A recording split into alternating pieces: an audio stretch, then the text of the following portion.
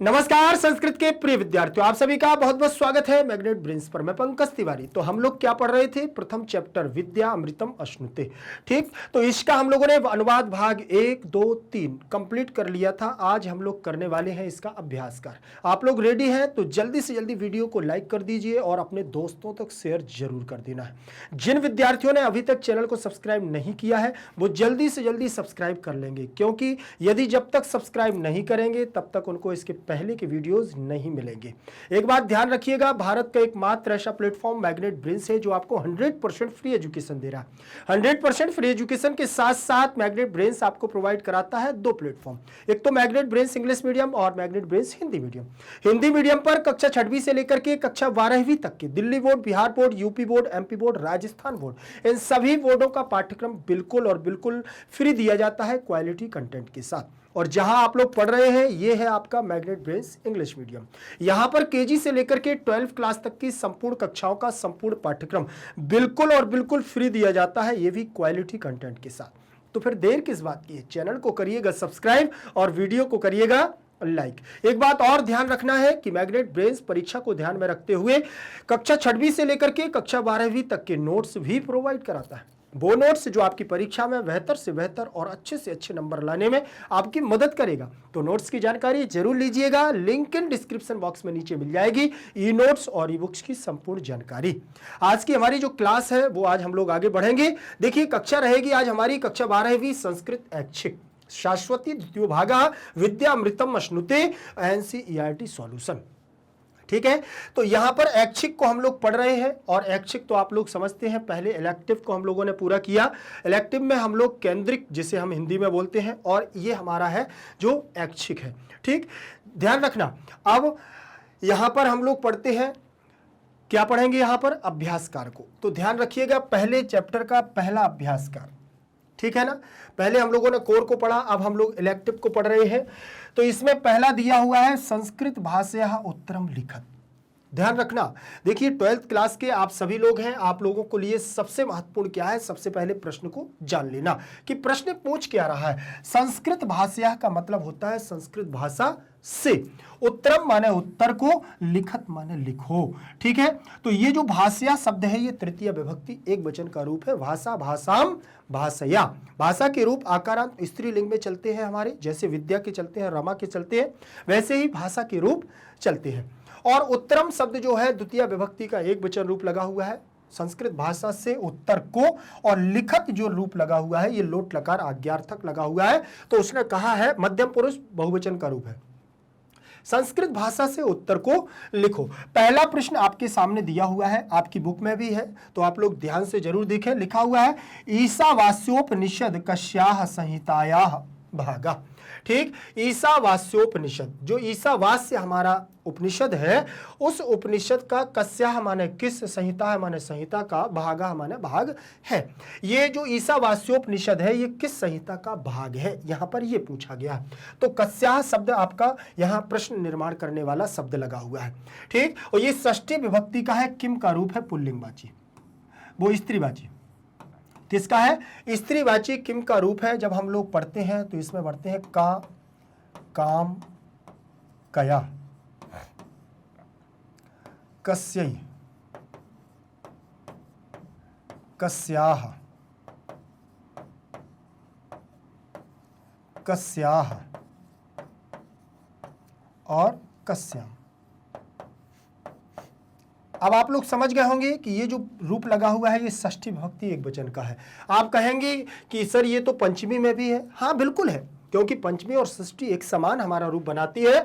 तो यहां पर लिखा है ईशावास्योपनिषद कस्याः संहितायाः भागा। ठीक, तो ईशावास्योपनिषद किस संहिता का भाग है? तो यहां पर का अर्थ निकल रहा है, इसलिए षष्ठी का रूप मानेंगे। और यहां पर आपकी गुण संधि है, ईशावास्य अलग हो जाएगा, उपनिषद अलग हो जाएगा, आ और उ मिलकर के यहां गुण संधि का योग करेगा। और ईशावास्य जो लिखा हुआ है ईशावास्य, ठीक, ईशावास्य, तो यहां पर भी षष्ठी विभक्ति का एक वचन रूप लगा हुआ है। तो इसमें आप आंसर लिखेंगे तो आंसर में आपका क्या जाएगा? अब एक बात और आपको ध्यान रखना है, मैं आपको एक बार सूचित जरूर कर दूं, ठीक, बाकी आप लोग समझ जाएंगे कि जब कहीं पर ऐसा ना लिखा हो कि एक पदेन उत्तरत लिखत, एक पद के द्वारा उत्तर लिखो, जब ऐसा ना लिखा हो तब आपको केवल और केवल पूर्ण वाक्य के रूप में ही आंसर देना है।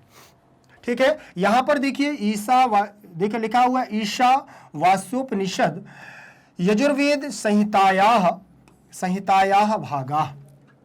यजुर्वेद संहिता का क्या है, भाग है। किस संहिता का भाग है, यजुर्वेद संहिता। यजुर्वेद है हमारा, उसको हम संहिता के रूप में मानेंगे, तो यजुर्वेद संहिता का हमारा छोटा सा एक भाग है जिसे हम ईशावास्योपनिषद के रूप में पढ़ते हैं। तो ये हमारा इसमें किससे प्रश्न से लिया गया है, और ये जो रूप लगा हुआ है इतना, ये कस्याह की जगह लगा हुआ है, और ये आपका जो कहते हो यहां पर प्रश्न से आ गया ना।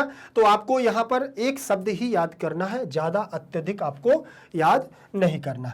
फिर इसके बाद दूसरा लिखा हुआ है जगत सर्वम कीदृशम अस्ति।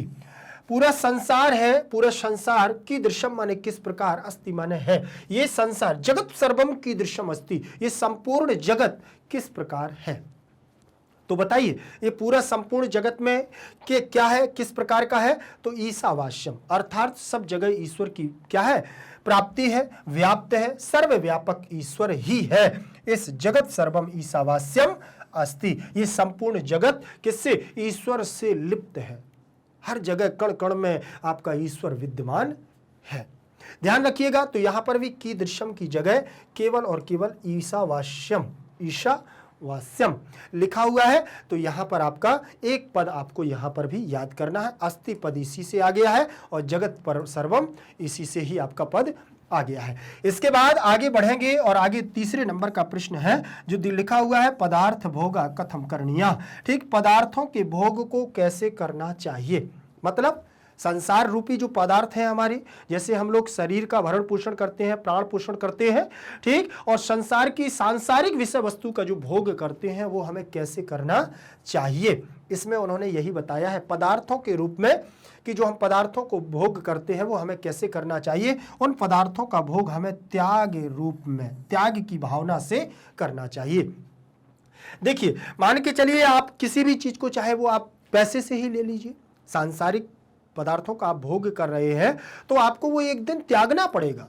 कोई भी चीज है, चाहे वो विषय वस्तु खाने की हो और चाहे वो आपकी विषय वस्तु भोग करने की हो, वाहन हो, आपकी संपत्ति है, कुछ भी हो, एक ना एक दिन तो त्याग करना ही पड़ेगा। उसका भोग हमें वैसे ही करना चाहिए कि एक दिन यह क्या हो जाएगी, नष्ट हो जाएगी। तो यहाँ पदार्थ भोगा में आपका जो लगा हुआ है प्रथमा का एक वचन, कथम माने कैसे, करणीया में क्री धातु और अनियर प्रत्यय के योग से करणीया बना हुआ है, और ये करणीया पुल्लिंगवाची शब्द है। कैसा है, करणीया, ये पुल्लिंगवाची है और स्त्रीवाची में आएगा आपका करणीया और नपुंसकवाची में आएगा करणीयम। किस में आएगा, करणीयम, ये नपुंसकवाची में आएगा, ध्यान रखना। तो यहां पर ये पुल्लिंगवाची शब्द लगा हुआ है। फिर यहां पर पदार्थ भोगा त्याग भावेन, यहां तृतीया विभक्ति लग गई है। ठीक, भावेन में तृतीया विभक्ति का एक वचन रूप लगा हुआ है। आगे बढ़ेंगे, उसी के साथ हम लोग और चौथे नंबर का प्रश्न देखेंगे। इसमें लिखा हुआ है सतम समह कथम जिजी विषेत। ठीक, अर्थात जो हम लोग 100 वर्षों तक किसी चीज का क्या करते हैं, भोग करते हैं। और उन्होंने कहा है कि यदि मनुष्य चाह ले अपने सत्कर्मों के आधार पर, अपने कर्मों के आधार पर ईमानदारी से यदि वो कर्म करता है तो उस कर्म को वह 100 वर्षों तक क्या कर सकता है, जीना चाहता है 100 वर्षों तक उन्हीं कर्मों को करके। तो कैसे जिजी विषेत, कैसे हमें जीना चाहिए, सतम समह कथम जिजी विषेत। तो उसने कहा है, देखिए अपने कर्म के आधार पर, कर्माणि कुर्वन, सतम समा कर्माणि कुर्वन एव जिजी विषेत। सतम समा 100 वर्षों के समान भी वह कर्माणि माने कामों को कुर्वन यो जिजी विषेत। ठीक है, अब इसके बाद आगे देखेंगे, आत्महनो जनाः कीदृशम लोकम गच्छन्ति। आत्महनो जनाः, आत्महन, आत्महन मतलब होता है अपनी आत्मा का हनन करने वाला। ठीक है ना, अपनी आत्मा को इसमें लिप्त करने वाला। जनाः माने लोग, कीदृशम माने किस प्रकार, लोकम माने संसार को, गच्छन्ति माने जानते हैं या चलते हैं। तो यहां पर भी देखिए एक बात, जनाह में प्रथमा का बहुवचन है, कीदृशम में किस प्रकार, लोकम में द्वितीय विभक्ति, गच्छति गच्छतः गच्छन्ति। आत्महनो जनाः, आत्महनो जनाः असुर्यः नामकम लोकम गच्छन्ति। जो आत्महन लोग होते हैं, जो अपनी आत्मा का हनन करके काम करते हैं, वो असुर्य प्रवृत्ति के लोग कहलाते हैं। असुर्य प्रवृत्ति के लोग का मतलब उन्होंने स्पष्ट कह दिया है कि जब व्यक्ति ये मान लिया जाता है कि हमें किसी प्रकार का काम नहीं करना है और विषय वस्तु से हम लिप्त हो जाते हैं, तो वह असुर्य प्रवृत्ति के लोग कहलाने लगते हैं।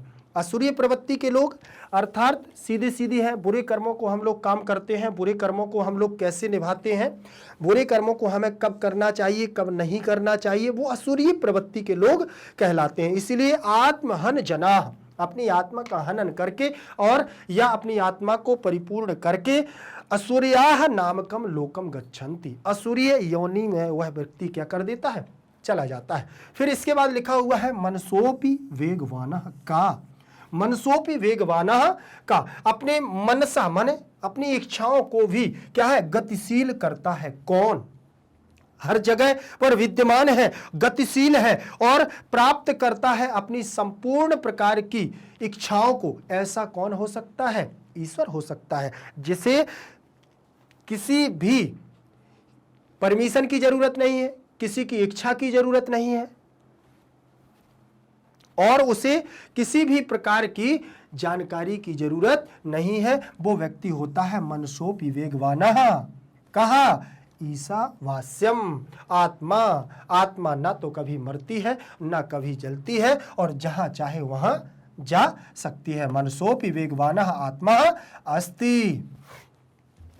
इसके बाद हम लोग आगे बढ़ेंगे और अगले प्रश्न पर चलेंगे। इसमें दिया हुआ है हमारा 6 नंबर का, तिष्ठन्नपि कः धावतः अन्यान अत्येति। ठीक, तिष्ठन्नपि कः धावतः, जो बैठे हुए भी दौड़ता है, अन्यान को, अन्न को भी अत्येति प्राप्त कर लेता है। ठीक है ना, वो भी यहां पर देखें, तिष्ठन्नपि परमात्मा धावता अन्यान अत्येतेपि। ठीक, बैठे हुए भी परमात्मा दौड़ता है और संपूर्ण सृष्टि को क्या करता है, चलायमान बनाता है। इसलिए तिष्ठन अलग हो जाएगा, अपि अलग हो जाएगा। परमात्मा धावतः यहां पर दौड़ने के अर्थ में है, अन्यान में द्वितीय विभक्ति अति प्लस इति बराबर अत्येति, तो आ और ई मिलकर के यहां गुण संधि कर लेगा।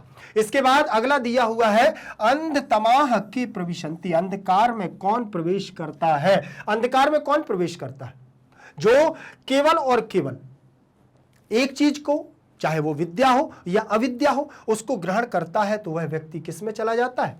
अंधकार में प्रवेश करता है। अंधतमा ये अविद्याम उपासते ते प्रविशन्ति। जो केवल और केवल व्यवहारिक ज्ञान को ही प्राप्त करता है, वो अंधकार में लिप्त हो जाता है। और जो व्यक्ति केवल विद्या को ज्ञान करता है, वो तो उसकी और दुर्दशा हो जाती है। अंधतमा के बहुवचनांत रूप है, तो यहां पर आप क्या कर देंगे, अविद्याम, ए अविद्याम उपासते ते प्रविशन्ति।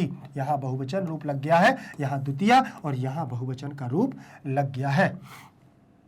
इसके बाद दिया हुआ है, धीरेभ्यः ऋषयः किम श्रुतवन्तः। धीरेभ्यः का मतलब होता है जो धैर्यवान होते हैं, जो महान पुरुष होते हैं, उन ऋषियों के द्वारा किम माने क्या, श्रुतवन्तः माने सुना गया। क्या सुना गया है? तो देखिए यहां पर धीरेभ्यः ऋषया इति श्रुतवन्तः, धीरेभ्यः ऋषया इति श्रुतवन्तः यत् विद्यया अन्यतम फलम भवति अविद्या च अन्यत फलम भवति। विद्वानों के द्वारा ये सुना गया है और ये उनके द्वारा कहा गया है कि धीरेभ्यः ऋषया, जो धैर्यवान ऋषि है, जो महान ऋषि है, उन्होंने कहा है कि विद्या को ग्रहण करके व्यक्ति अन्यत फलम भवति, उसका अलग फल प्राप्त करता है, और अविद्या को ग्रहण करके व्यक्ति अन्य फल को प्राप्त करता है, उसका अलग फल होता है।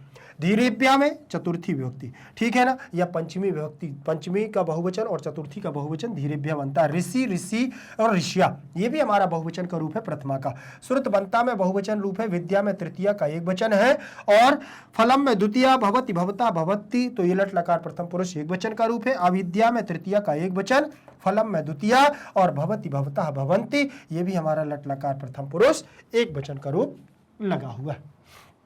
इसके बाद अगला प्रश्न दिया हुआ है, जिसमें हमारा दिया है अविद्या किम तरति। ठीक, अविद्या के द्वारा क्या तैर करके पार किया जाता है? तीर्थ तरति, ठीक है। तो यहां पर अविद्या मृत्यु तरति, अविद्या को प्राप्त करके व्यक्ति मृत्यु को प्राप्त करता है। व्यवहारिक ज्ञान को प्राप्त करके व्यक्ति क्या करता है, मृत्यु को प्राप्त करता है। और जो विद्या को ग्रहण करता है, अध्यात्म ज्ञान को प्राप्त करता है, वो व्यक्ति मोक्ष की प्राप्ति की ओर जाता है। तो अविद्या में तृतीया का एक वचन, मृत्यु में द्वितीय विभक्ति और तरति तरता तरंति, तो लट लकार प्रथम पुरुष एक वचन का रूप लगा हुआ। इसके बाद अगला प्रश्न है विद्या किम प्राप्नोति, विद्या के द्वारा व्यक्ति क्या प्राप्त करता है। तो विद्या अमृतम प्राप्नोति, विद्या के द्वारा व्यक्ति अमृतम अमृत को प्राप्त करता है। यहां पर भी प्राप्नोति प्राप्नुतः प्राप्नुवंति ऐसा रूप बनेगा। ये लट लकार प्रथम पुरुष एक वचन का है और यहां पर बनेगा प्राप्नोति प्राप्नुतः प्राप्नुवंति, ठीक। इसमें प्रा उपसर्ग पूर्वक आप धातु है और तिप प्रत्यय के योग से यहां तृतीय का एक वचन, यहां द्वितीय विभक्ति लगी हुई है। इसके बाद दूसरे नंबर का प्रश्न हमारा क्या कहता है। अब यहां पर आपको ध्यान से देखना है, ठीक है। पहले प्रश्न को हम लोगों ने अच्छे से कर लिया है। अब दूसरे प्रश्न को हम लोग जब करेंगे तो इसमें जो लिखा हुआ है हमारा, पहले तो सबसे पहले इसको जान लेना हमारे लिए बहुत जरूरी है कि ईशावास्यम कस्य स्निग्धम धनम और इत्यस्य भावम सरल संस्कृत भाषया विशदयत। और उन्होंने सीधा सीधा कह दिया है कि जब हम किसी भी धन को देखते हैं, आपने ये श्लोक तो पढ़ा होगा, उन्होंने कहा है कि हमें किसी भी, जो कितना भी धनवान कितना भी मूल्यवान चीज वस्तु पड़ी क्यों ना हो, हमें उस पर पैनी नजर नहीं रखनी चाहिए। अरे ये मुझे मिल जाना चाहिए, ये हमें मिल जाना चाहिए ना, गिद्ध की नजर नहीं होनी चाहिए। ये इस श्लोक का मतलब यही है। इत्यस्य भावम सरल संस्कृत भाषया विशदयत, मतलब इसका भाव आप सरल संस्कृत में बढ़िया से लिख करके बताइए। चलिए, तो ये हमारा जो श्लोक दिया हुआ है उसी का भावार्थ हम यहां पर लिख देंगे। क्या लिखा हुआ है देखिए, संस्कृत भाषा भावार्थम अस्मिन् सृष्टि चक्रे यत् किमपि जड़ चेतना आदि जगत अस्ति तत्सर्वम् ईश्वरेण व्याप्तम अस्ति और ईश्वरः संसारे व्यापकः अस्ति सः एव स संसारस्य सर्वेषां पदार्थानां ईशः स्वामी अतः त्याग भावेन एव सांसारिकं पदार्थानां उपभोगः करणीयः कदापि कस्य अपि धनम लोभः न करणीयः। हमें किसी के धन की क्या करना नहीं करना चाहिए, लोभ नहीं करना चाहिए। देखिए, मैंने भी आपको जब इसका चैप्टर को वो पढ़ाया था, भावार्थ को पढ़ाया था, चैप्टर का एक्सप्लेनेशन किया था, तब आप लोगों ने इसको बहुत अच्छे से देख भी लिया था, ध्यान रखना। तो इसमें भी उन्होंने एक ही बात बोली थी कि हमें किसी के धन पर गिद्ध की नजर नहीं डालनी चाहिए। तो यहां पर देखें, अस्मिन् सृष्टि चक्रे क्या लिखा हुआ है, इस सृष्टि के चक्र में, जो हमारा सृष्टि का चक्र चल रहा है, मतलब जीना मरना, व्यक्ति जन्म लेता है, फिर जन्म लेने के बाद उस संसार का भोग करता है, फिर मृत्यु को प्राप्त करता है, ये सृष्टि का चक्र है। और यत् किमपि कुछ भी जड़ चेतन आदि जगत अस्ति, यह पूरा संसार हमारा जड़ चेतन आदि से युक्त है। तत्सर्वम ईश्वरेण व्याप्तम अस्ति, और इसमें पूरा संपूर्ण रूप से ईश्वर व्याप्त भी है, बिल्कुल है। ईश्वरः संसारे व्यापकः अस्ति, ईश्वर संसार में क्या है, व्याप्त है। सह एव च संसारस्य सर्वेषां पदार्थानाम, उन्होंने कहा वह ही संसार के सभी पदार्थों में व्याप्त है। ईसा का मतलब स्वामी, अतः त्याग भावेन यो सांसारिका, यह संसार हमारा त्याग की भावना से होना चाहिए, पदार्थों का उपभोग करना चाहिए त्याग की भावना से। कदापि बोले कभी भी, कस्य किसी का भी, जो धने माने धन में, लोभा माने लोभ, लालच न माने नहीं, करणीय माने करना चाहिए।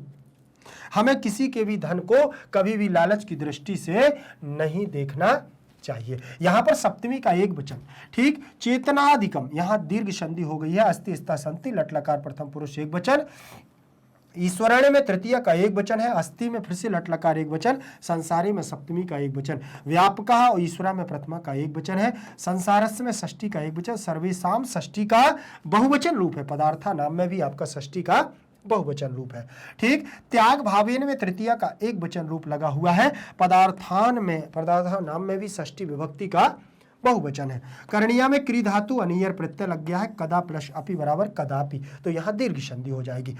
कस्य में षष्ठी का एक वचन और धने में सप्तमी विभक्ति का एक वचन है, और लोभा में प्रथमा का एक वचन लग गया है। करणीया में फिर से यहां पर आपका अनियर प्रत्यय आ जाएगा। ठीक, तीसरे नंबर का प्रश्न आया है आपके पास। तीसरे नंबर का प्रश्न भी सेम बिल्कुल दूसरे प्रश्न के आधार पर है। इसमें भी लिखा हुआ है हमारा क्या, अंधतमः प्रविशन्ति, अंधतमः प्रविशन्ति डैश विद्यायाम रतः इति मंत्रस्य भावम हिंदी भाषया आंग्ल भाषया वह विसदयत। उन्होंने कहा या तो हिंदी भाषा में या संस्कृत भाषा में इसको अच्छे से लिख करके बताओ। ठीक है ना, तो ध्यान रखना आपको हिंदी में लिखना है बढ़िया से, और इसको हम इंग्लिश में भी लिख सकते हैं। हम लोग हिंदी में देखते हैं इसको। ठीक है, तो यहां पर देखें ये लिखा हुआ है आपका भावार्थ। उत्तर में भावार्थ लिखा हुआ है, अविद्या और विद्या वेद के विशिष्ट शब्द हैं। अविद्या से तात्पर्य है शरीर की आवश्यकताओं की पूर्ति में और सहायता करने वाला ज्ञान। विद्या का अर्थ है आत्मा के रहस्य को प्रकट करने वाला अध्यात्म ज्ञान। वेद मंत्र का तात्पर्य है कि यदि व्यक्ति केवल भौतिक साधनों को जुटाने का ज्ञान ही प्राप्त करता है और आत्मा के स्वरूप ज्ञान को भूल जाता है तो बहुत बड़ा अज्ञानी है और उसका जीवन अंधकारमय है। मतलब सीधा सीधा है, इस श्लोक के माध्यम से यह स्पष्ट किया गया है कि आपको दोनों ज्ञानों की आवश्यकता है, चाहे वो विद्या हो या अविद्या हो। इसके बाद और इन्होंने कहा है कि परंतु जो व्यक्ति केवल अध्यात्म ज्ञान में ही मस्त रहता है उसकी दुर्दशा तो भौतिक ज्ञान वाले से भी अधिक दयनीय होती है, क्योंकि भौतिक साधनों के अभाव में शरीर की रक्षा भी कठिन हो जाएगी। अतः वेद मंत्र का स्पष्ट संकेत है कि भौतिक ज्ञान तथा अध्यात्म ज्ञान से युक्त संतुलित जीवन ही सफल और आनंदित जीवन है। सफल और आनंदित जीवन है। इसके बाद चौथे नंबर का हमारा इस प्रश्न आया हुआ है। इसमें क्या दिया हुआ है, ध्यान से देखना है कि विद्याम चा डॉट फिर इसके बाद अमृतम अश्नुते इति मंत्रस्य तात्पर्यम स्पष्टयत। अंतिम श्लोक ध्यान रखना, विद्या और अविद्या के द्वारा व्यक्ति अमृत को प्राप्त करता है, इस मंत्र के द्वारा आप इसका तात्पर्य स्पष्ट करिए। तो यहां पर देखिए ये आपका तात्पर्य लिखा हुआ है। इसमें ऐसा कुछ नहीं, उन्होंने हिंदी इंग्लिश की बात नहीं की है ना संस्कृत की, तो यहां हिंदी में दिया हुआ है। ठीक है, ध्यान रखना भावार्थ में क्या है, विद्या और अविद्या ये दोनों शब्द विशिष्ट वैदिक प्रयोग हैं।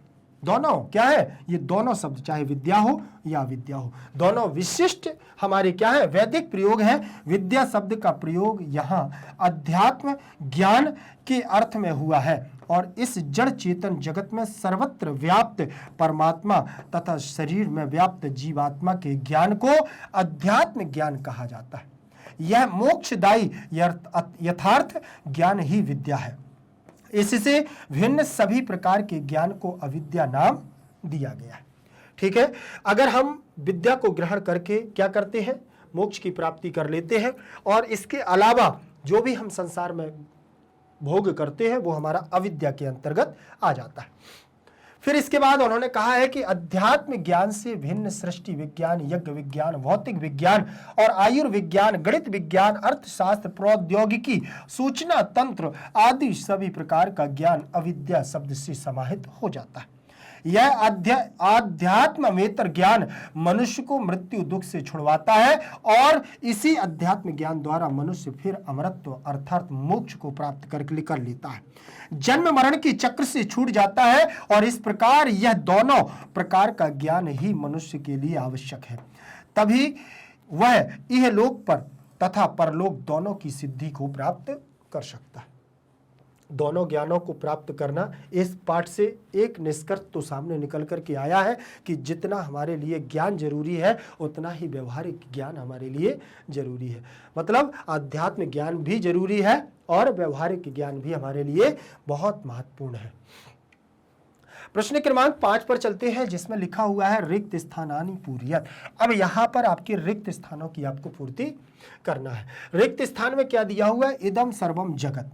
ठीक, माँ गृधा सतम समा खाली स्थान जिजी विषेत असुर्या नाम लोका खाली स्थान आवृता अविद्योपाशका खाली स्थान प्रविशंति। अगर आप ढूंढेंगे तो आपको ये संपूर्ण जितने भी रिक्त स्थान है आपके श्लोकों से आपको मिल जाएंगे, बहुत सरल है। ठीक, तो देख लीजिए जैसे यहां पर लिखा हुआ है इदम सर्वम जगत ईशावास्यम, यह संपूर्ण सगत संसार किससे व्याप्त है? ईशावास्योपनिषद। संसार पूरा किससे व्याप्त है? परमात्मा से व्याप्त है, लीन है। मां गृधा कस्य स्विता, ठीक, हमें किसी के भी धन पर क्या नहीं करना चाहिए? मां गृधा, गिद्ध की नजर नहीं डालनी है। सतम समः धनम कर्माणि कुर्वन् एव जिजीविषेत, हमें 100 वर्ष तक यदि हम अपने कर्मों को अच्छे से करते हैं तो हम कार्य कर सकते हैं। आसुर्यः नाम लोकः अंधेन तमसः आवृतः, और असुरीय योनि को लेकर के हम अंधकार में क्या हो जाते हैं? आवृत हो जाते हैं। अविद्योपाशका, जो अविद्या का ज्ञान लेते हैं अर्थात व्यवहारिक ज्ञान को प्राप्त करके अंधतमः प्रविशन्ति, अंधकार में प्रवेश कर जाते हैं। ठीक, अब यहां पर भी देखें, यहां बहुवचनांत रूप लगा है, यहां प्रथमा का क्या लगा हुआ है? बहुवचनांत रूप लगा हुआ है, अंधतमः प्रविशन्ति। फिर यहां अंधेन तमसः तृतीया का एक वचन रूप लगा हुआ है। फिर अगर देखें तो आपको यहां पर सारी चीजें, आपको एक एक चीज इसलिए बता रहा हूं क्योंकि कौन सी विभक्ति लगी हुई है, कौन सा क्या लगा, कब कहां से कैसा प्रश्न आ जाए कोई पता नहीं आपके लिए। प्रश्न क्रमांक 6 पर चलेंगे। इसमें लिखा है अधोलिखता नाम साप्रसंगम हिंदी भाषा व्याख्या कार्य। नीचे लिखे हुआ जो हमारा ये है ना एक पंक्ति, ठीक, इसका साप्रसंग हिंदी में आपको क्या करना है? व्याख्या लिखना है। यहां लिखा तेन त्यक्तेन भुंजीथा, तेन त्यक्तेन भुंजीथा, अर्थात हमें त्याग करके भोग करना चाहिए। चलिए प्रसंग देखते हैं। साप्रसंग लिखा ना, सबसे पहले प्रसंग के साथ व्याख्या लिखना है। ठीक, तो प्रसंग में लिखेंगे प्रस्तुत मंत्रांश, ठीक, प्रस्तुत मंत्र का अंश ईशावास्य उपनिषद से संग्रहित विद्या अमृतम अश्नुते पाठ के ईशावास्य मंत्र से लिया गया है। इसमें त्याग पूर्वक भोग करने का उपदेश दिया गया है। किसका यहां पर उपदेश दिया गया है? त्याग पूर्वक भोग करने का उपदेश दिया गया है। व्याख्या देखेंगे, परमेश्वर सब जड़ चेतन पदार्थों में व्याप्त है, वह संसार के सभी पदार्थों का स्वामी भी है। वह संसार के सभी पदार्थों का क्या है? स्वामी है। मनुष्य का कर्तव्य है कि अपनी आवश्यकताओं की पूर्ति के लिए इन पदार्थों को त्याग पूर्वक ग्रहण करे, त्याग पूर्वक इन पदार्थों का भोग करे, ग्रहण करे और उसको बहुत आनंद के साथ जीवन जिए। इनके उपयोग में देखिए, इनके उपयोग में लोभ कदापि ना करें, क्योंकि लोभवश पदार्थों का उपभोग करने से प्रकृति का संतुलन बिगड़ जाता है और मनुष्य का अपना शरीर भी रोगी हो जाता है। प्रकृति के संरक्षण में ही अपनी सुरक्षा छिपी हुई है। इस मंत्रांश में संतुलित एवं स्वस्थ जीवन का रहस्य छिपा हुआ है। मतलब उन्होंने सीधा कहा है कि जो जितना जरूरी है उतना ही लेना चाहिए, नहीं तो हम बीमार पड़ जाएंगे। आपकी उदर पूर्ति में आपको भूख लगी हुई है, 4 रोटी की अगर भूख लगी हुई है, 4 चपाती आप खाते हैं, उसके अलावा यदि आपने दुगना ले लिया, 8 ले लिया, तो निश्चित है कि आप रोगी हो जाएंगे। इसीलिए उन्होंने कहा प्रकृति का संतुलन बिगड़ जाता है। इसके बाद देखिएगा, उन्होंने कहा पदार्थ प्लस त्याग भावा, भोजन बराबर भोजन। पदार्थों का त्याग दोनों को मिलाने पर हमारा क्या बनता है? भोजन बनता है। और पदार्थ प्लस लोभ वृत्ति बराबर क्या बनता है? भोग बनता है। भोजन से शरीर को ऊर्जा मिलती है और भोग करने से में रोग का भय रहता है। इसलिए भोगे रोग भयम, भोग में रोग होता ही है। इसलिए हमें उतना भोग करना चाहिए जितना हमारे लिए आवश्यक है। इसलिए उन्होंने कहा, देखिए जब व्यक्ति पदार्थ के साथ में त्याग करता है तो वो भोजन बनता है, और पदार्थ के साथ में जब लोभ करता है तो वो भोग बनता है। और भोजन से शरीर को ऊर्जा मिलती है, बिल्कुल सत्य बात है, और भोग करने से रोग मिलता है। इसीलिए आप इन दोनों को करेंगे तो आपको भोजन मिलेगा, लेकिन अगर इन दोनों को आप करेंगे तो आपको भोग मिलेगा जिससे आपको रोग हो जाएगा, ऐसा उनका कहना है। फिर इसके बाद उन्होंने दूसरे नंबर की यहां पर एक सूक्ति दी हुई है, इसमें भी हमें यही करना है, साप्रसंग व्याख्या लिखना है, जिसमें लिखा ना कर्म लिप्यते नरे, ना कर्म लिप्यते नरे। व्यक्ति किसी भी कर्म में बंधन में नहीं है, वह अगर चाहे तो बहुत अच्छे से कर्म कर सकता है। किसी लिप्यते का मतलब लेप में हो जाना या बंधन में हो जाना। मनुष्य किसी बंधन में नहीं है, स्वतंत्र है। इसीलिए देखिए उत्तर में लिखा हुआ है, सा प्रसंग में क्या लिखा हुआ है, प्रस्तुत मंत्रांश ईशावास्योपनिषद से संग्रहित विद्यामृतम अश्नुते पाठ से के दूसरे मंत्र से लिया गया है। इसमें बताया गया है कि निष्काम कर्म बंधन का कारण नहीं होते। ठीक है ना। अगर आप सोचे कि इससे कोई भी लाभ नहीं मिल रहा है तो आप बढ़िया से काम करते रहिए और बिना किसी डर से आप काम करते रहिए, तो आपको वो निष्काम कहलाता है। उसमें स्वार्थ नहीं छिपा आपका, उसमें आपकी कोई लोभ लालच नहीं छिपा हुआ है, इसीलिए आप उसमें आराम से कार्य कर सकते हैं और उसमें कोई बंधन नहीं होता है। इसी व्याख्या में देखें उन्होंने क्या लिखा हुआ है कि मंत्रांश का अर्थ है, मनुष्य में कर्मों का लेप नहीं होता। वे कौन से कर्म हैं, उन कर्मों की क्या विधि है जिनसे कर्म मनुष्य के बंधन का कारण नहीं बनते। पूरे मंत्र में इस भाव को अच्छी प्रकार स्पष्ट किया भी गया है और मंत्र में कहा गया है कि मनुष्य अपनी पूर्ण इच्छा शक्ति से जीवन भर कर्म करे, ठीक, और निठल्ला कर्महीन अकर्मण्य बिल्कुल ना रहे, पुरुषार्थी बने। इसका मतलब है बेरोजगार। अगर उसके पास ज्ञान हो गया है तो वह क्या है, यहां पर बिल्कुल भी कर्महीन आलस्यपन ना दिखाए और वह कर्महीन ना हो, अकर्मण्य ना बने और बिल्कुल ना रहे, और वह क्या बने, पुरुषार्थी बने, अर्थात वह काम करने की अपनी शक्ति को जगाए।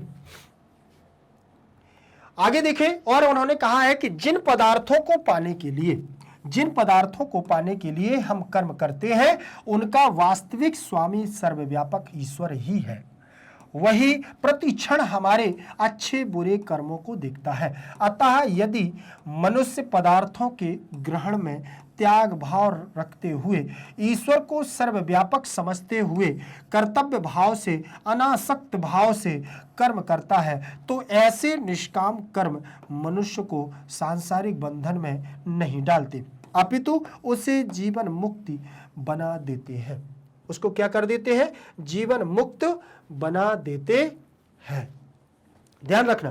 तो अगर व्यक्ति ईमानदारी से काम करता है और कर्तव्य होकर के अनासक्त रूप में काम करता है तो वह व्यक्ति संपूर्ण रूप से क्या है, लीन रहता है। फिर इसके बाद तीसरे नंबर की इन्होंने सूक्ति दी है जिसमें लिखा है तस्मिन नपो मातरिश्वः दधाति। ठीक, तस्मिन निपो, तस्मिन मतलब सप्तमी का एक वचन रूप दिया हुआ है और इसका भी सा प्रसंग आपको व्याख्या लिखना है।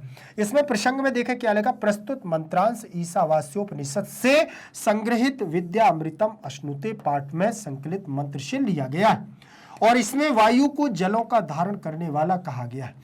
मतलब वायु जो है वो क्या करती है, यहां से जल को ले जाती है, ऊपर बारिश के रूप में हमें देती है। तो व्याख्या में देखें, मंत्र में परमात्मा का स्वरूप वर्णन करते हुए उसे अचल, एक तथा मन से भी गतिशील बताते हुए कहा गया है कि इस संसार में ईश्वर व्यवस्था निरंतर कार्य कर रही है। उसी के नियम से वायु बहती है और सूर्य चंद्र चमकते हैं, पृथ्वी सूर्य के चारों ओर घूमती है, फल फूल वनस्पतियां पैदा होती हैं और यहाँ तक कि वायु गैसों से जल का निर्माण भी ईश्वरीय व्यवस्था के अधीन ही होता है।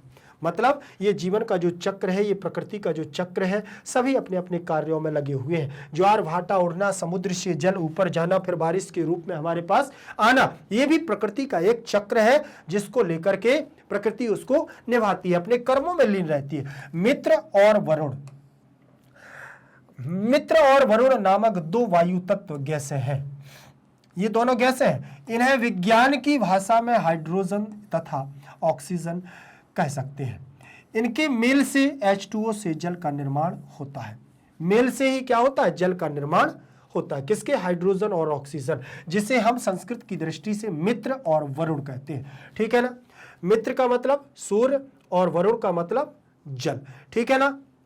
ये दोनों मिलकर के वायु तत्व में विलीन होकर के ये गैस का रूप बनाते हैं और जब ये गैस का रूप बनाते हैं जिसे हम हाइड्रोजन और ऑक्सीजन कहते हैं। ठीक है ना। जल में आपका ऑक्सीजन होता है, ध्यान रख लेना। तो अतः देखिए फिर आपह का अर्थ होता है जल। आपह, अपह का मतलब क्या होता है, जल। के अतिरिक्त कर्म भी होते हैं, और भी कर्म होते हैं, जल के सभी प्राणी ईश्वरीय व्यवस्था के अधीन होकर के अपने अपने कर्म फलों को प्राप्त करते हैं। यह भी मंत्रांश का भाव है, यह भी हमारे मंत्रांश का, इस मंत्र के अंश का भाव निहित छिपा हुआ है। इसके बाद चौथे नंबर की हमारी जो एक पंक्ति दी गई है, इसका भी साप्रसंग व्याख्या आपको देना है। इसमें लिखा है अविद्या मृत्युम तीर्थ और विद्यामृतम अश्नुते, मतलब अविद्या के द्वारा और जो व्यवहारिक ज्ञान के द्वारा व्यक्ति मृत्यु को प्राप्त करके विद्या अमृतम अश्नुते, विद्या से अमृत को प्राप्त कर लेता है।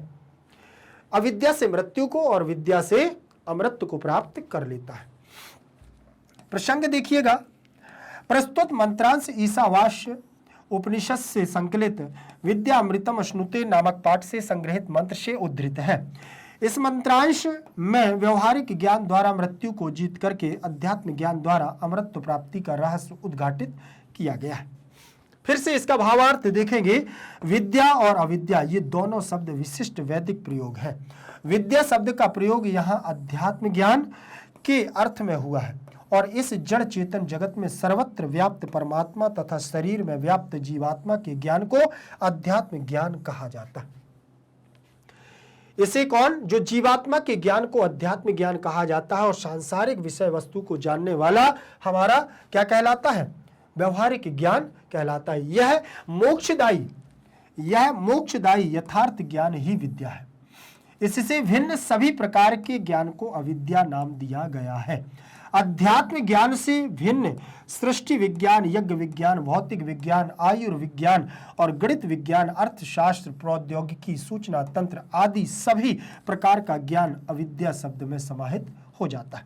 यह अध्यात्मेतर ज्ञान मनुष्य को मृत्यु दुख से छुड़वाता है और इसी अध्यात्म ज्ञान द्वारा मनुष्य फिर भी अमृत अर्थात मोक्ष को प्राप्त कर लेता है, जन्म मरण के चक्र से छूट जाता है और इस प्रकार यह दोनों प्रकार का ज्ञान ही मनुष्य के लिए आवश्यक है, तभी वह इहलोक और परलोक दोनों को सिद्ध कर सकता है। ठीक है, ये एक तरह से अगर आप लोगों ने जो ये प्रश्न अभी मैं आपको करवा रहा हूं ना, ये आपकी एक्सरसाइज में है, इसलिए दोबारा से आपका करवाना जरूरी है। अगर आप अनुवाद भाग 1 और 2 और 3 तीनों को पढ़ लेंगे तो इन प्रश्नों को दोबारा पढ़ने की आपको जरूरत नहीं है, क्योंकि चैप्टर के एक्सप्लेनेशन में सारी चीजें मैंने आपको विधिवत तरीके से बहुत सुंदर ढंग से बताई भी है। ठीक है, तो ध्यान रखेंगे, ये आपकी एक्सरसाइज में ये प्रश्न है। अब एक्सरसाइज जब हम लोग एनसीईआरटी सॉल्यूशंस कर रहे हैं तो ये तो पढ़ना तो जरूरी है, लेकिन ये सारी चीजें मैं आपको वहां चैप्टर के एक्सप्लेनेशन में बता चुका हूं। इसके बाद अगला हमारा दिया हुआ है, इसमें लिखा हुआ है एवं त्वयि नान्यथे तोस्ति, ठीक, न अन्य एथो तोस्त अस्ति। यहां पर भी आपको वही संदर्भ प्रसंग व्याख्या लिखना है। कैसे, प्रसंग में प्रस्तुत मंत्रांश ईशोपनिषद से संपादित विद्या अमृतम अश्नुते नामक पाठ से संकलित मंत्र से उद्धृत है। इस मंत्रांश में उस मार्ग की ओर संकेत किया गया है जिस मार्ग पर चलकर के मनुष्य कर्म बंधन में नहीं पड़ता। एक बात ध्यान रखना, जो एक प्रसंग आए हुए हैं इन प्रसंगों में आपको एक प्रसंग सीख लेना है।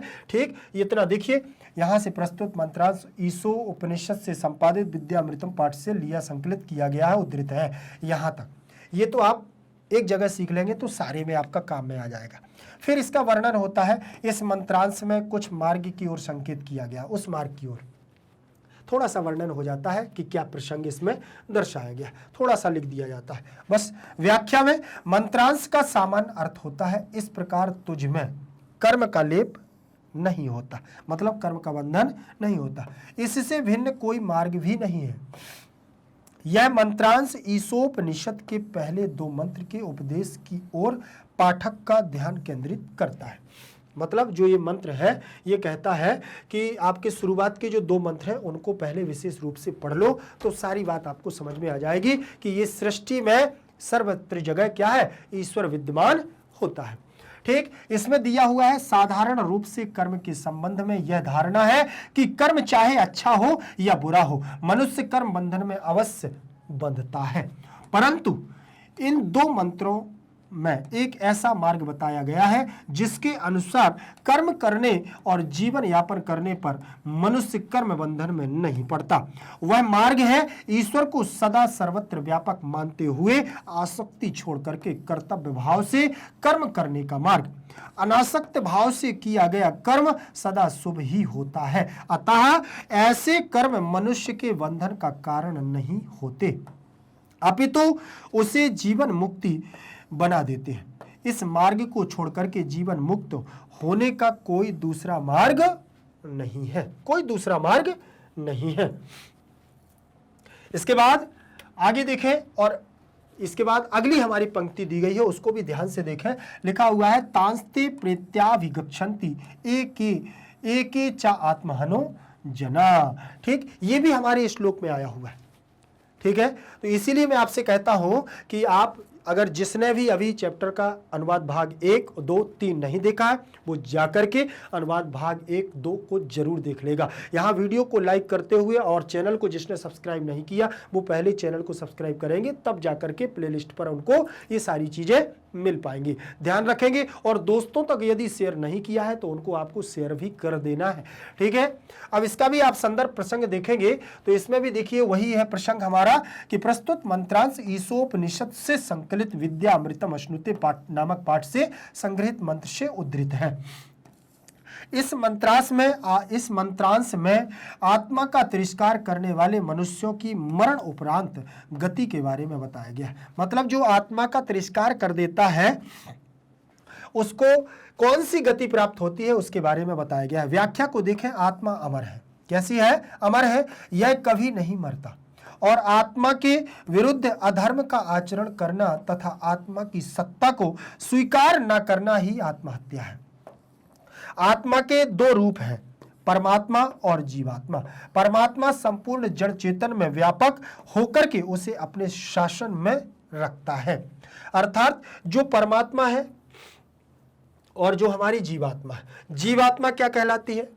जड़ चेतन में व्यापक हो जाता है, ठीक, परमात्मा। और जो हमारी जीवात्मा है वह हमारी आत्मा को क्या है? स्वीकार कर लेता है। तो जीवात्मा शरीर में व्यापक होकर के उसे नियंत्रण में रखता है और जो लोग आत्मा के इस स्वरूप का तिरस्कार करते हैं तथा अपने प्राण पोषण के लिए आसक्ति पूर्वक सृष्टि के पदार्थों का भोग करते हैं वे असुर हैं। ऐसे राक्षस वृत्ति लोगों को मरने के पश्चात उन असुरिया नामक अंधकारमय योनियों में जन्म मिलता है जहां ज्ञान का प्रकाश नहीं होता, मतलब अंधकारमय जीवन मिलता है। ठीक, जैसे आपने देखा है ना, कई लोग होते हैं हमेशा अंधकार में पड़े रहते हैं, उनको कोई भी मतलब नहीं रह। इसीलिए जीवन में व्यक्ति को ऐसे कर्मों को करना चाहिए कि कम से कम असुरिया योनि तो ना मिले। चलिए आगे देखें। इसके बाद अगली पंक्ति दी हुई है जिसका हमें संदर्भ प्रसंग व्याख्या लिखना है। अनेज अधिकम मनसो जवियो नैन देव्याः आपनुवन पूर्वमर्शत। ठीक, यहां पर भी आपको वही कार्य करना है, प्रसंग और व्याख्या।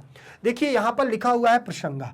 प्रस्तुत मंत्रांश ईशोपनिषद से संपादित अविद्या अमृतम अश्नुते नामक पाठ से संग्रहित मंत्र से उद्धृत है और इस मंत्रांश में आत्मा के स्वरूप का प्रतिपादन किया गया है। व्याख्या में अनेजत का अर्थ होता है कंपन से रहित या अचल स्थिर परमात्मा। अनेजत अर्थात कंपन रहित, वह अपने स्वरूप में सदा स्थिर बना रहता है। कौन? परमात्मा। परमात्मा के स्वरूप की दूसरी विशेषता यह है कि वह एक अर्थात अद्वितीय है और वह स्थिर होकर भी मन से अधिक वेग वाला है। मतलब आप लोगों ने एक श्लोक बहुत बार सुना होगा बचपन में कि बिनो पग चल है सुनहु बिन काना, कर बिन कर्म करे विधि नाना, आनन रहितो सकल रस भोगी, बिन वाणी वक्ता बड़ जोगी। मतलब आनंद रहित, आंखें नहीं है, मुख नहीं है, फिर भी आनंद रहित सकल रस भोगी, संपूर्ण जीवन को भोग करता। आनन रहित सकल रस भोगी, बिन वाणी वक्ता बड़ जोगी। बिना वाणी के, बिना मुंह के क्या करता है? बहुत बड़ा वक्ता कहलाता है। और क्या?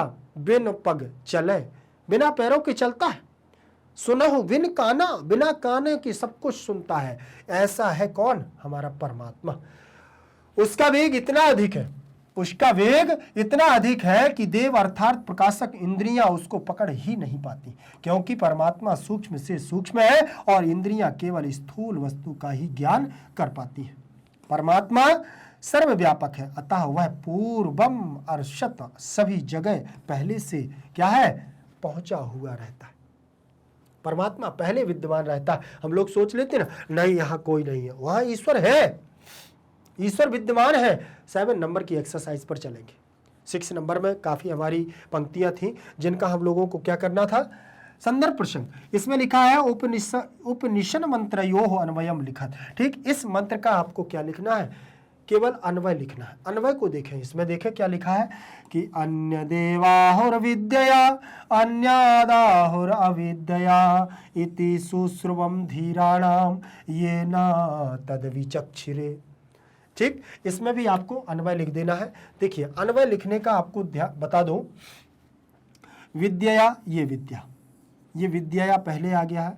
अन्यत, अन्यत ये आ गया है। एव फलम आहु, एव फलम। उन्होंने कहा यदि हम विद्या का अलग फल मिलता है, इसीलिए सुना है विद्या अन्यत एव फलम आहु। ठीक, विद्या का अलग फल मिलता है और अविद्या अन्यत एव फलम आहु।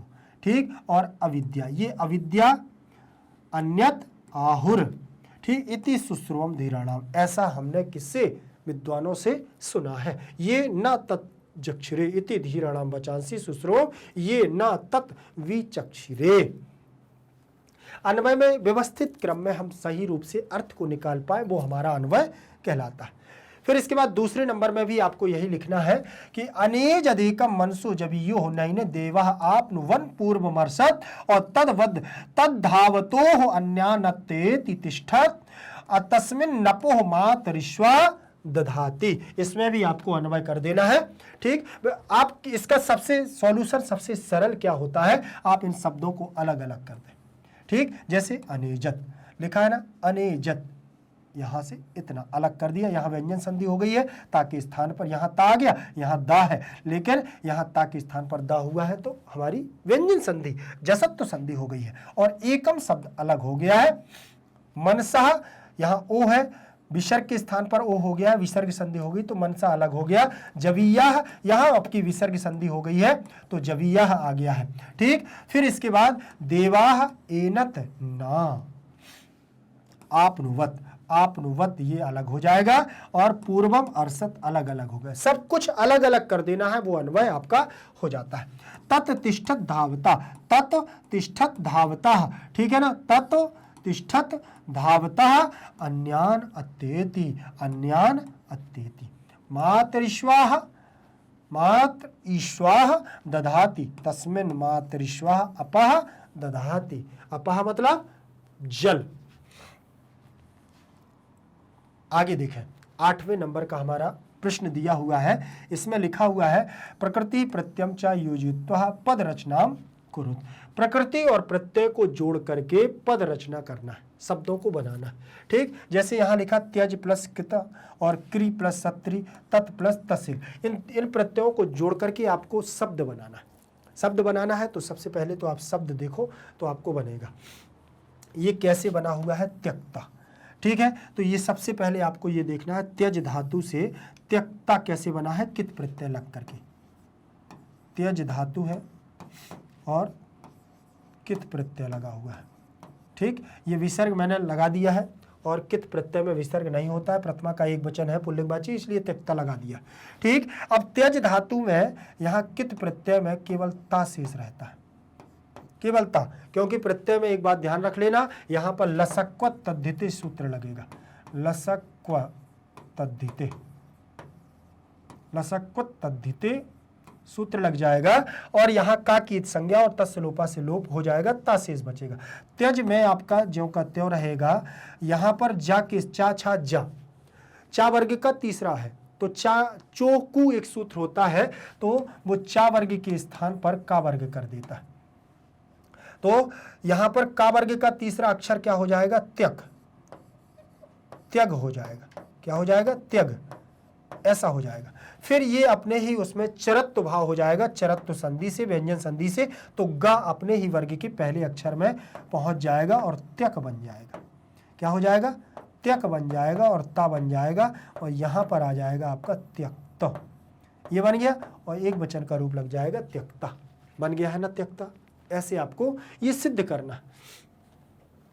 फिर इसके बाद आगे देखेंगे, दिया हुआ है क्री से सत्री प्रत्यय से कुर्बन बनेगा। फिर यहां पर आपको एक बात ध्यान रखना है, क्री और क्षत्रि ये प्रत्यय दिया हुआ है, ठीक। अब यहां पर क्या करना है, कुर्बन बनाना है, तो क्री धातु से कुरु बनेगा, ठीक है ना, कुरु बनेगा।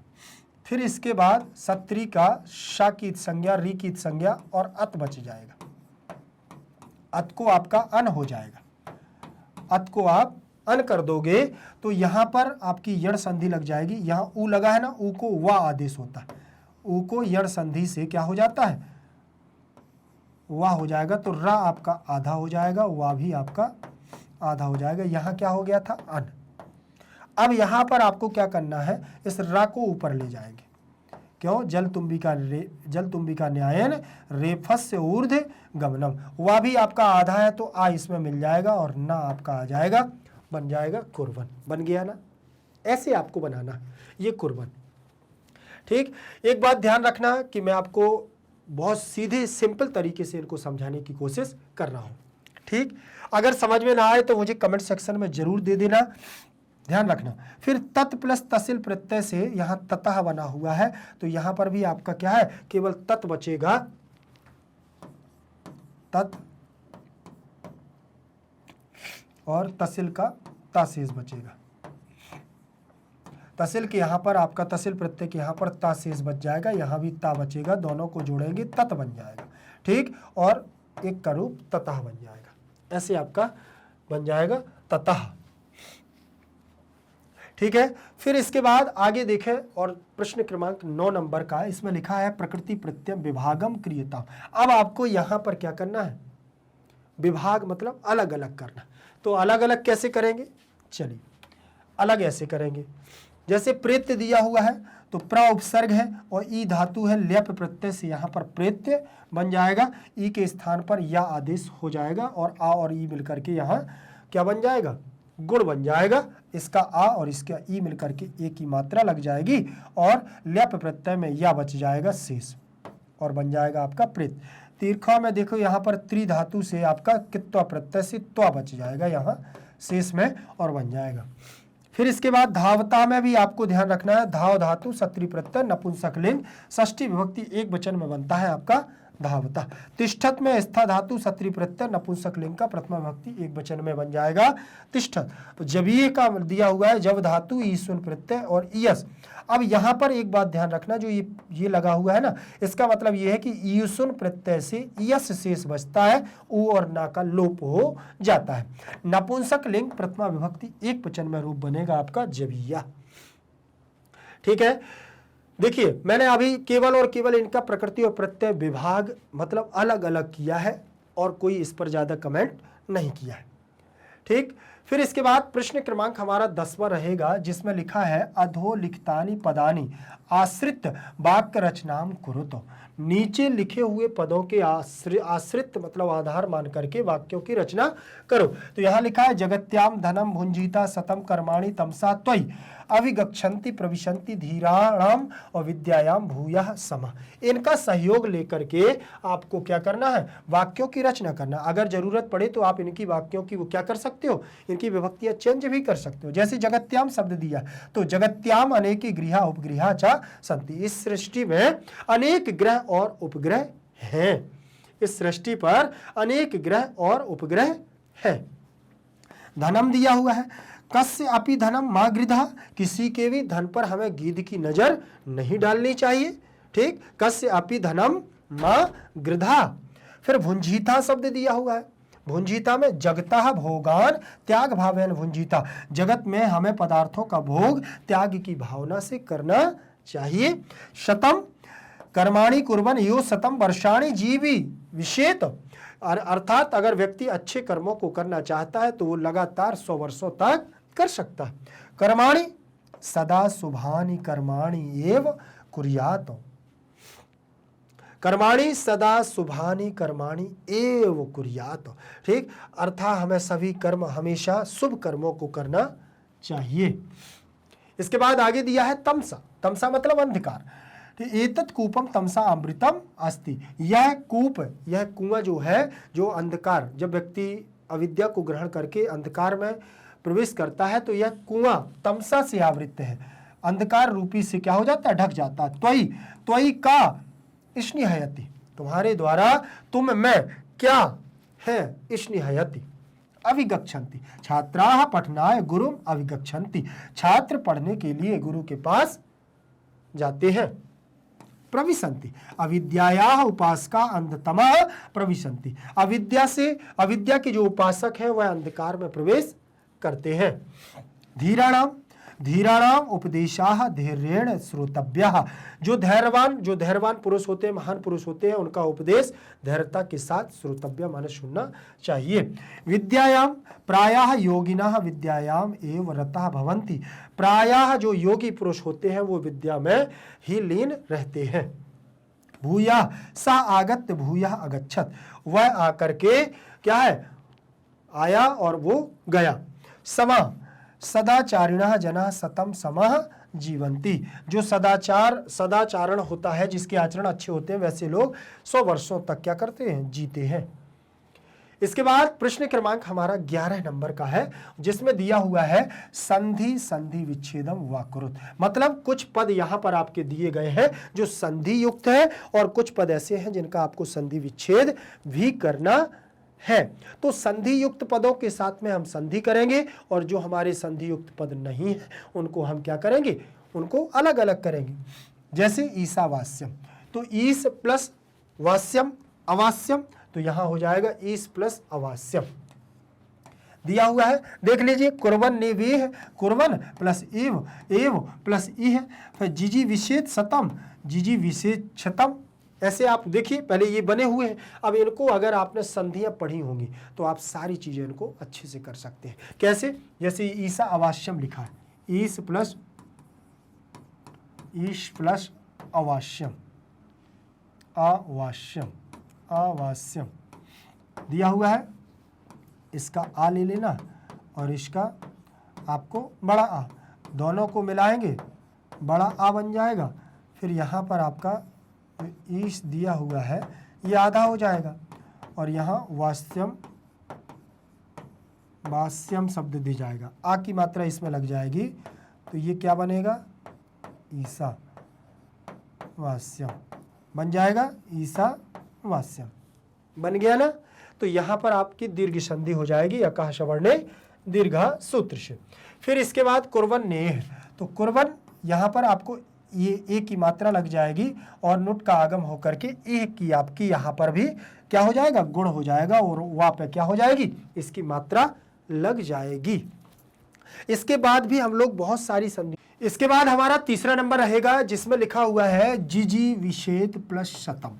अब ध्यान रखना कि जब दो हम लोगों ने संधियां पढ़ी हैं, एक ईसावास्यम और कुर्बन नेवेह, अब इसके बाद ये आपका विच्छेद दिया हुआ है, इसका आपको संधि पद आपको क्या करना है, जोड़ना है। तो संधि पद में आपका क्या हो जाएगा, ये आ गया है जीजी विशेषतम, क्या आ गया है, जीजी विशेषतम।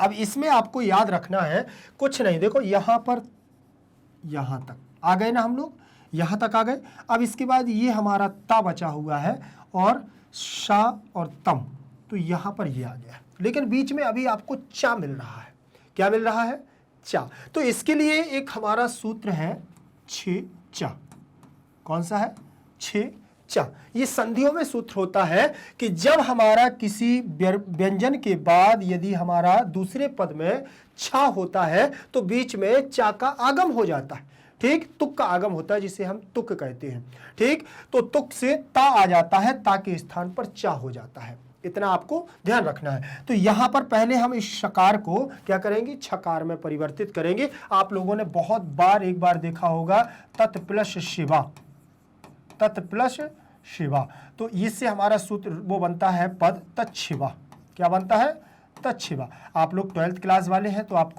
आप लोगों ने पढ़े भी होंगे, ठीक। तो ये तच्छिबा बनता है। वैसे ही जैसे यहाँ पर शकार का छकार हुआ है, वैसे ही यहाँ तकार का चकार हुआ है, तावर्ग के स्थान पर चावर्ग।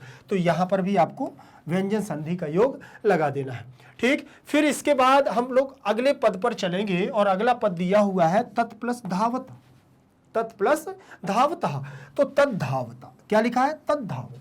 तो यहां पर भी कुछ ज्यादा परिवर्तन नहीं हुआ। देखिए ये धा है ना, धा नीचे आ गया है, लेकिन ये ता है, इस ता को दा में परिवर्तित कर दिया गया है। किसमें? जसत्व संधि। आपने व्यंजन संधि का योग देखा होगा, जिसमें एक हमारी जसत्व संधि है, झलाम जस झसी, एक सूत्र आता है, ठीक। झलों के स्थान पर जस का आदेश होता है और यह अपने ही वर्ग के तीसरे वर्ण में परिवर्तन होता है। तो तीसरा वर्ण है हमारा ता, था, दा। ता वर्ग किस में परिवर्तन कर लेगा? दा में कर लेगा और हमारा बन जाएगा तद्धावता, बन जाएगा। अगर ऐसे समझ में नहीं आया है आपको तो आप इसको ऐसे स्टेप बाय देखेंगे। तत् प्लस धावता, तत् प्लस धावता। अब यहां पर जसत्व संधि का योग लगेगा तो ता के स्थान पर दा हो जाएगा। ये धावता आपका जो कहते हो पद रहेगा, ठीक है। जब ये पद रहेगा इसको आप मिलाएंगे तो ये दा ऐसे आ जाएगा और धा नीचे आ जाएगा, और ये धा बड़ा है ना तो इसकी मात्रा लग जाएगी धावता। ये आपका ऐसे बन जाएगा तद्धावता।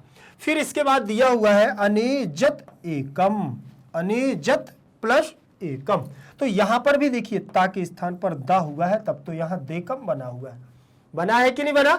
तो यहां पर भी आप उसी हमारी जसत्व संधि का योग करेंगे और ता वर्ग अपने ही वर्ग के तीसरे वर्ण में परिवर्तन करेगा, दा में, और दा के ऊपर एक ही मात्रा लग जाएगी और कम सीधा सीधा हो जाएगा। हो जाएगा कि नहीं हो जाएगा? अब आप सोच रहे होंगे कि आखिर ये संधियां ऐसे क्यों हो जाती हैं? तो इसके लिए बहुत सारे हमारी संधियों में सूत्र दिए गए हैं और सूत्रों का मानना ही है संधियों में यदि विकार नहीं है तो वो संधि नहीं है, परिवर्तन नहीं है। तो ठीक। फिर इसके बाद आहु प्लस अविद्या, इसमें लिखा हुआ आहुर अविद्या, आहुर अविद्या लिखा हुआ है ना। तो इसमें भी आपको क्या कर देना है कि जो विसर्ग है, विसर्ग के स्थान पर आपको रा कर देना है। रा आपका क्या रहेगा? आधा रहेगा। रा कैसा रहेगा? आधा रहेगा, क्योंकि आगम तो हमेशा आधा होता है। और अविद्या का आ मिल जाएगा तो यहाँ रा पूरा हो जाएगा और यहाँ पर रा देखो पूरा हो गया है। आहुर अविद्या, आहुर विद्या ऐसे हमारा बन जाएगा। फिर इसके बाद अन्यथेत, अन्यथेत, अन्यथा प्लस इतः। तो यहां पर गुण संधि का योग हो जाएगा। इसको भी आप देख लीजिए, अन्यथा प्लस इतः। इसका आपको आ ले लेना है और इसका आपको ई ले लेना है। आ के बाद ई आने पर ए बन जाता है। तो यहां पर आपका देखिए बड़ा आ निकल गया तो था आपका आधा बच गया, ठीक है। अन्यथ, अन्यथ ये बच गया, ठीक है। फिर इसके बाद आपका यहाँ से ई निकल गया है तो केवल ता आपके पास बचेगा। एक ही मात्रा था पर लगाएंगे आप तो यहाँ क्या बचेगा? जल्दी से बताइए, आप लोग कमेंट सेक्शन में जरूर देते जाइएगा, ठीक। और ये आपका बन जाएगा अन्यथेता, बन जाएगा, ऐसे बन जाएगा आपका पद। फिर इसके बाद दिया हुआ है तांसते, तो तान प्लस ते बराबर तांसते, ठीक है। आप लोगों ने एक बार वो देखा होगा, आपको बताएं, तस्मात् छसो न पुंसी, एक सूत्र आता है, ठीक। तो अनुनासिक ता आपका अनुनासिक में हो जाएगा, सा अनुनासिक आपका आ जाएगा, ठीक है। तो अनुनासिक तो नकार का अनुनासिक बन जाएगा और शकार साथ में लेके आएगा और ता जुड़ जाएगा, तांसते बन जाएगा। आपको ये विस्तार से सारी चीजें मिल जाएंगी ग्रामर में। जब मैं आपको ग्रामर पढ़ाऊंगा तो उसमें सारी चीज़ें डिटेल से भी मैं बताऊंगा, क्योंकि एक एक सूत्र को बताने में फिर बहुत सारा समय भी लगता है। अभी मैं केवल आपका जो एनसीईआरटी सॉल्यूशन है उसको मैं सॉल्व करा रहा हूं। फिर इसके बाद हम लोग आगे बढ़ेंगे और प्रश्न क्रमांक 12 पर चलेंगे, जिसमें लिखा है अधोलिखिता नाम समुचित योजनम कुरुत। नीचे लिखे हुए जो हमारे पद हैं इनको आपको समुचित योजन करना है, मतलब एक साथ मिलाना है। कैसे मिलाएंगे आप इसको सही प्रकार से, वो जरूर देखिएगा।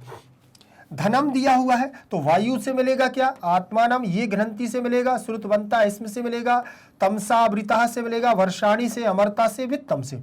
तो यहां पर देखिए मैं आपको बता दूं, धनम का सबसे सटीक अर्थ जा रहा है किसमें? वित्तम। वित्त माने धन होता है। आपने वित्त मंत्री सुना होगा नाम, ठीक है ना, फाइनेंस मिनिस्टर, उसको हम वित्त मंत्री कहते हैं, मतलब पैसे की देखरेख करने वाला। फिर इसके बाद समा, समा दिया हुआ है, तो समा के लिए आप देखिएगा यहाँ कहीं आपको दिख रहा है क्या समा के लिए?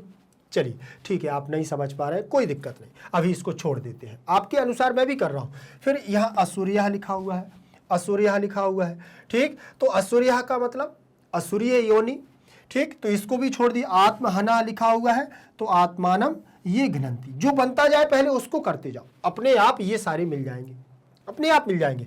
फिर इसके बाद मातरिश्वा लिखा हुआ है, मातरिश्वा, तो मातरिश्वा के लिए क्या करेंगे हम लोग, देखिए जल्दी से बताइए। सुश्रुम, अमृतम, अमृतम के लिए अमरता लगा दीजिए, ठीक, अमृता के लिए, और सुश्रुम के लिए श्रुतवंता लगा दीजिए, लगा दिया। मातरिश्वा, तो क्या हो जाएगा, समा के लिए इसको देखते हैं, समा के लिए वायु लगा देते हैं, ठीक, पर अभी देखेंगे अपन लोग, क्लियर भी करेंगे। सूर्या के लिए लगाएंगे तमसा आवृता, ठीक, और मातरिश्वा के लिए क्या बचा हुआ है आपका, वर्षाणी, मातरिश्वा के लिए वायु लगाते हैं, ठीक, और क्षमा के लिए वर्षाणी लगाते हैं। ऐसे आप लोग इनको सॉल्व करेंगे तो आपसे बन जाएंगे। चलिए एक बार मैच करके देख लेते हैं, ठीक, आप लोगों ने यदि मैच ना की हो तो आप लोग भी इसको मैच करिएगा। ये है, देखिए, धनम के लिए वित्तम लगाया, समा छोड़ दिया था, फिर बाद में वर्षाणी में लगाया समा को, ठीक। असुरिया के लिए तमसावृता लगाया, आत्महना के लिए आत्मानम ये घ्नन्ति, मातरिश्वा के लिए वायु लगाया, फिर बाद में अपन लोगों ने सुश्रुम के लिए श्रुवंता लगाया, और अमृतम के लिए अमरताम लगाया। बन गया ना, मतलब एक भी जिसमें कंफ्यूजन था पहले हम सही को करते हैं, फिर ऑटोमेटिक हमसे क्या है, जो गलतियां हमको समझ में आती हैं वो वहां हम लोग उसको पूरा कर लेते हैं, ठीक है। फिर इसके बाद आगे बढ़ेंगे, हमारी इसके बाद की एक्सरसाइज रहेगी 13 नंबर की। 13 नंबर में प्रश्न में क्या दिया है, अधोलिखता नाम पदानाम पर्याय पदानी लिखत, नीचे लिखे हुए पदों के पर्यायवाची पद लिखो। अच्छा, पर्यायवाची जानते हैं, जब एक समान शब्दों के अर्थ हमें ढूंढने होते हैं, उन शब्दों से हम कोई अर्थ निकालते हैं, तो उन अर्थों को हम कहते हैं समानार्थी पदानी, ठीक है ना, उन्हीं को हम कहते हैं पर्याय पदानी। समानार्थक पदों को भी हम पर्यायवाची कह सकते हैं, पर्याय पद। तो यहाँ नरे, ईसा, जगत, कर्म, धीरा, विद्या, अविद्या ये दिए हुए, तो इसके पर्यायवाची मतलब एक समान अर्थ को देने वाले शब्दों को हम पर्यायवाची कहते हैं। नरे मतलब मनुष्य, ठीक है ना, तो मनुष्य हो जाएगा। ईशा लिखा हुआ है तो यहाँ ईश्वर हो जाएगा। जगत लिखा हुआ है तो यहाँ हमारा संसार हो जाएगा। कर्म लिखा हुआ है तो कार्यम हो जाएगा। और धीरा के लिए धैर्यवान, पंडित, विद्वान। विद्या के लिए अध्यात्म ज्ञानम, विद्या किसे कहते हैं, अध्यात्म, पूरे चैप्टर को पढ़ाया है। यदि आप लोगों ने नहीं पढ़ा है तो आप लोग अनुवाद भाग 1, 2, 3 को जरूर पढ़ लीजिए। जिसने अभी तक चैनल को सब्सक्राइब नहीं किया वो जल्दी से चैनल को सब्सक्राइब भी कर लेगा, तब तो प्लेलिस्ट पर जाकर के इसके आगे की वीडियोस आपको मिलेंगे, पीछे वाले, ठीक है। और आगे पीछे के दोनों वीडियोज अगर आपको चाहिए तो चैनल को सब्सक्राइब करते रहिए, अपने दोस्तों तक शेयर जरूर करते रहना। अविद्या शब्द दिया हुआ है तो आध्यात्मेतर विद्या, व्यवहारिक ज्ञान, जो अध्यात्म के साथ साथ हमें विद्या किसका व्यवहारिक ज्ञान भी करा दे, वो अविद्या है, ठीक है। और विद्या केवल हमें अध्यात्म ज्ञान की ओर ले जाती है। प्रश्न क्रमांक 13 के बाद हम लोग चतुर्दश पर चलेंगे। इसमें लिखा हुआ है अधोलिखता नाम पदानाम विलोम पदानी लिखत, नीचे लिखे हुए पदों के विलोम पदों को लिखो। तो नीचे लिखे हुए शब्दों के हमें विलोम पद, अब अभी हम लोग क्या पढ़ रहे थे, पर्यायवाची, क्या पढ़ रहे थे, पर्यायवाचियों को। तो पर्यायवाची का मतलब होता है एक समान अर्थ को देने वाले, और विलोम पद का मतलब होता है उनके अपोजिट, उल्टे पदों को देने वाले, ठीक, बिल्कुल विपरीत। तो एकम, अनेकम, एक और अनेक। तिष्ठ बैठना, उत्तिष्ठ उठो। तमसा अंधेरा, तो प्रकाश उजेला। उभयम माने दो, और एकम मतलब एक। जबीय, ठीक, जबी का मतलब जन्म लेने वाला, और मृत्यु माने मृत्यु, मरने वाला। तो ऐसे हम लोग इसके विलोम पद हो जाएंगे, ठीक। एकम, अनेकम, तिष्ठत, धावत, यहां उत्तिष्ठ भी हो जाएगा, तिष्ठ, तिष्ठत माने बैठना, और धावत माने दौड़ना हो जाएगा, ठीक। तो ये तमसा, प्रकाशेन, उभयम, एकम, जवीय, शनैश्चरम या तिष्ठत, ठीक, और मृत्युम, अमृतम। तो ऐसे हम लोगों को विलोम पदों की ओर भी जाना होता है, हमें इसके विलोम पदों को भी निकालना पड़ता है। चतुर्दश नंबर का प्रश्न आप लोगों ने बुक में अपनी देख लेना कि कहीं पर कोई भी यदि आपको ऐसा लग रहा है कि कोई प्रश्न आपको समझ में नहीं आया है तो मुझे कमेंट सेक्शन में आप जरूर दीजिएगा। और जिसने अभी तक वीडियो को लाइक नहीं किया वो लाइक जरूर कर देंगे। अपने दोस्तों को भी शेयर कर दो, बहुत देर से वो भी इंतजार कर रहे होंगे कि कोई तो ऐसा मित्र होगा जो मुझे बताएगा कि मैग्नेट ब्रेन्स में शाश्वती हमारी प्रारंभ हो चुकी है। ठीक है, तो जल्दी से जल्दी आप लोग अपने दोस्तों तक जल्दी से इस बात को शेयर कर दीजिए। और एक बात ध्यान रखना है कि भारत का एकमात्र ऐसा प्लेटफॉर्म मैग्नेट ब्रेन्स है जो आपको 100% फ्री एजुकेशन दे रहा है, आपसे कोई भी रुपया पैसा नहीं लेता है और आपको प्रोवाइड कराता है 2 प्लेटफॉर्म, एक तो मैग्नेट ब्रेन्स इंग्लिश मीडियम और मैग्नेट ब्रेन्स हिंदी मीडियम। और जहां हिंदी मीडियम की मैं बात करूं तो हिंदी मीडियम पर कक्षा 6वीं से लेकर के कक्षा 12वीं तक के Delhi board, Bihar board, UP board, MP board, Rajasthan board, इन सभी बोर्डों का पाठ्यक्रम बिल्कुल और बिल्कुल फ्री दिया जाता है और क्वालिटी कंटेंट के साथ। और जहां आप लोग अभी पढ़ रहे हैं ये है आपका मैग्नेट ब्रेन्स इंग्लिश मीडियम। यहां पर केजी 1 से लेकर के 12 क्लास तक की संपूर्ण कक्षाओं का संपूर्ण पाठ्यक्रम बिल्कुल और बिल्कुल फ्री दिया जाता है क्वालिटी कंटेंट के साथ। तो फिर देर किस बात की है, चैनल को करिएगा सब्सक्राइब और वीडियो को करिएगा लाइक। और जहां पर भी कोई समस्या हो तो कमेंट सेक्शन में मुझे दीजिएगा। ये और मैं बताऊं, परीक्षा को ध्यान में रखते हुए मैग्नेट ब्रेन्स के द्वारा कक्षा 6वीं से लेकर के कक्षा 12वीं तक के बहुत सुंदर तरीके से शिक्षकों के मार्गदर्शन में नोट्स भी तैयार हुए हैं।